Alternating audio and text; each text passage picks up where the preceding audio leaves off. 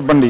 ఇక్కడ మీ చిరాల నియోజకవర్గం నుంచి అటు చూస్తే వైఎస్ఆర్ కాంగ్రెస్ పార్టీ అభ్యర్థి కర్ణ వెంకటేష్ గారు పోటీ చేయబోతున్నారు. అటు చూస్తే టీడీపీ నుంచి కొండయ్య గారు, అటు చూస్తే కాంగ్రెస్ పార్టీ నుంచి ఇప్పుడు ఆమంచి కృష్ణమోహన్ గారు తలపడుతున్నారు.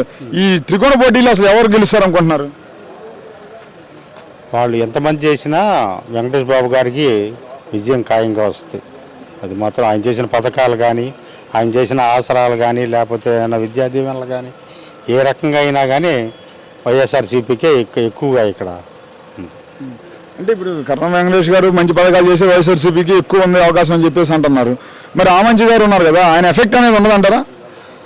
ఆమంచి గారి ఎఫెక్ట్ మనకంత ఏం తగలదయ్యా. ఆయన ఏదో పక్కన కొన్ని ఏదో చూసుకుంటున్నాడు కానీ అక్కడ కాస్త ఎంకరేజ్ చేసి వీళ్ళని రెచ్చగొట్టడానికి తప్పితే ఆయన అంత పెద్ద ఊపేది ఏమి ఉండదు దాని విషయం. కానీ ఓట్ బ్యాంక్ చీల్చుకుంటారు కదా.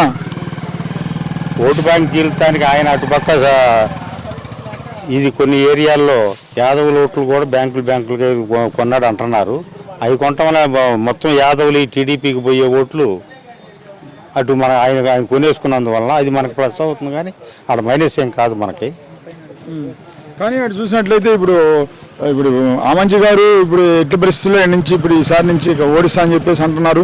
టీడీపీ, బీజేపీ, జనసేన 3 పార్టీలు అలయన్స్గా ఉన్నాయి. ఇండిపెండెంట్గా అభ్యర్థిగా ఆమంచి ఉన్నారు. ఈ నలుగురిని ఎలా ఎదుర్కొంటారు వెంకటేష్ గారు?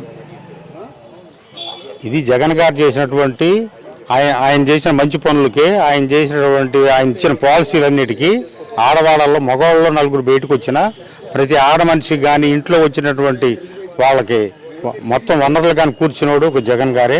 అందువల్ల ఆడవాళ్ళ ఓట్లు ఎక్కువగా జగన్ గారికి వస్తానికి ఎక్కువ ఆస్కారం ఉందయ్యా. మరి జగన్ గారు రేపు రాబోయే ఇంకో 1 వీక్లో ఉన్న ఎలక్షన్స్, మరి ప్రభుత్వం ఈసారి మళ్ళీ ఏర్పాటు చేయగలుగుతారంటారా? ఖచ్చితంగా చేస్తాడయ్యా, ఖచ్చితంగా జగన్ గారు చేస్తాడు. అంటే ఇప్పుడు కూటమిగా వస్తున్నారు. వాడు చూసినట్లయితే మోడీ గారు కూడా ఇప్పుడు జగన్ గారి మీద చాలా తీవ్రమైన విమర్శలు చేస్తున్నాడు. చెప్పండి. అవన్నీ ఇప్పుడు మోడీ గారు పెద్దగా మాట్లాడట్లేదు కానీ మాట్లాడుతున్నారు పవన్ కళ్యాణ్ గారును ఇటు ఉన్నాడు చంద్రబాబు గారు ఇద్దరే. కానీ వాళ్ళు మాత్రం ఇది ఊండే టచ్ చేసి వదిలిపెట్టినట్టే ఉంది కానీ వాళ్ళు పెద్దగా దీనికి. పవన్ కళ్యాణ్, చంద్రబాబు నాయుడు మోడీ గారితో పొత్తులో ఉన్నారు కదా, మరి ఆ స్టీల్ ప్లాంట్ ప్రైవేటీకరణ కాకుండా ఆపుతాం, మరి ప్రత్యేక మేము తీసుకొస్తాం ఎందుకు చెప్పలేకపోతున్నారు? ఆ విషయం అసలు అది పెట్టినటువంటి విధానమే మొత్తం మోదీ గారు పెట్టాడు.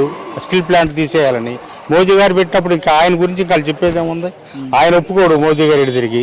వీళ్ళు అంతకంటే ఇంకేం చెబుతారు? చంద్రబాబు నాయుడు, పవన్ కళ్యాణ్ మోదీని అడిగేద్దాము లేదు.